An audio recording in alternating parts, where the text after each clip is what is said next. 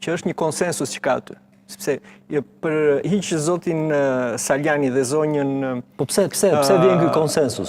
Balliu, që kanë shprehur dhe nuk janë pranuar si kandidat. Çfarë tregon ky konsensus, Se duhet ketë garë. Po jo, ka një konsensus sepse në radhë të parë, për shembull, nëse ne lexojmë raportin që për cilën folën pak më parë, aty flitet për problematika në zgjedhje. Dhe ata thonë që zgjedhje nuk ka, kështu që ne do vazhdojmë me zotin Berisha dhe nuk është ngritur. Pra nuk ka humbur zoti Berisha. Nëse ne kujtojmë foltoren e 2021-shit, zoti Berisha prodhoi një lëvizje jashtë partie shumë të gjerë dhe arriti të bëjë për vete demokratët. Në këtë moment nuk kemi një tundje nga dikush të partisë që ta rrezikojë zotin Berisha. Dhe për të mirë apo për të keq, ajo parti gjithmonë më shumë identifikohet me të, sepse ka qenë personazhi që për më shumë se 3 dekada është identifikuar me të dhe ata e shohin si kryesuesin e kësaj gare. Te gjë shumë interesante. Atje mendojnë se zgjedhjet i votën, apo jo? Nuk ka humbur zoti Berisha. Për këtë arsye mbështesin atë, apo jo? Tani, kështu do shkojmë edhe të zgjedhjet e tjera, kemi bashkit, kemi edhe zgjedhjet përgjithshme. Me këtë logjik do shkojmë? Me këtë logjik do shkojmë dhe kam përshtypjen që ky... Po kush duhet të ndryshojë gjërat në të vend? Ja ta them unë, dëgjoj.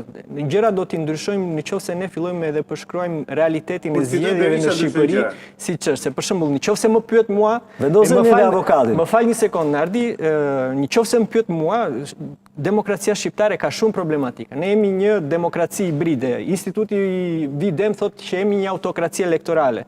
Dhe problematika e shpeshta që ka ndodhur këto vite në PD, sipas meje, janë pasojë e mungesës së ndryshimit në zgjedhjet e vitit 2021, që pam ndryshime të njëanshme kushtetuese nga zoti Rama, përdorimin e patronazhistëve që janë bërë tashmë të famshëm në BE, fondet e tërmetit, edhe 10 trashëgjelje që e pamundsuan ndryshimin dhe e parkuan në një farë mënyrë krizën brenda Partisë Demokratike, duke prodhuar pakënaqësi, pamundësi për riciklime dhe ndryshim karrierash, dhe kjo krizë e parkuar tu është problemi, është si pasojë e krizës të demokracisë që ne kemi për sa i përket zgjedhjeve. Pastaj nëse duhet ta trajtojmë si çështje filozofike dhe politike. Jo filozofike, jo, flasim për zhvillimet më të fundit në opozitë. Saljani nuk mendon se i vodhën edhe këtu me një marrë të vogël, edhe ai e pranon që ka le themi abuzim me zgjedhje, po ama theksin e vendos tek alternativa. Pse tani një person i tillë që përfaqëson një numër të demokratëve mos jetë pjesë e garës?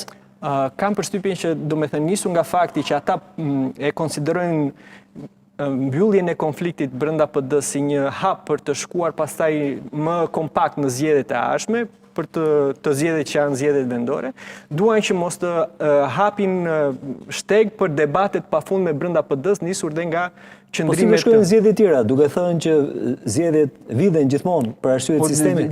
Nuk e garanton opozita cilësinë e zgjedhjeve në Shqipëri. Kjo është...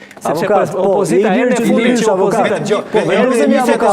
Një sekond, herën e fundit që opozita ka garantuar zgjedhjet në Shqipëri, mos i kthehemi 96, ka qenë 2013 që ishim zgjedhjet që prodhuan një ndryshim. Pastaj kemi pas një përkeqësim të cilësisë së zgjedhjeve dhe raporti OSBE-s Odiri tani është një nga kushtet që bën pjesë të themelore të Bashkimit Evropian.